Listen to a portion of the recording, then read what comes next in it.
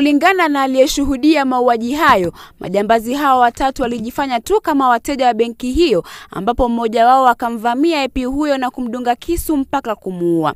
Walifanikiwa kuiba bunduki ya afisa huyo wa polisi na kuweza kutoroka. Hata hivyo, wananchi walioshuhudia walifanikiwa kumkimbiza na kumshika mmoja wao. Naibu wa kamishna wa Imenti Joseph Kisangau, ambaye alifika katika eneo hilo pamoja na OCPD wa eneo hilo, waliwashukuru wenyeji kwa kusaidia kutoporwa kwa benki hiyo.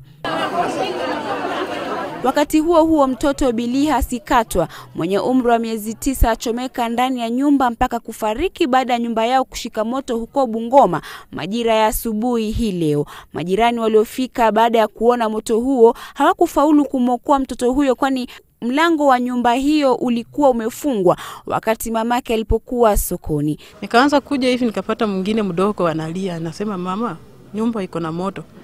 Nikaanza kukimbia kuja huko nikapata moshi imejaa, sijui nini imeasha. Kuingia hivi kwa nyumba naona tu kitanda inawaka tu moto. Chanzo cha moto huo bado hakijabainika wazi.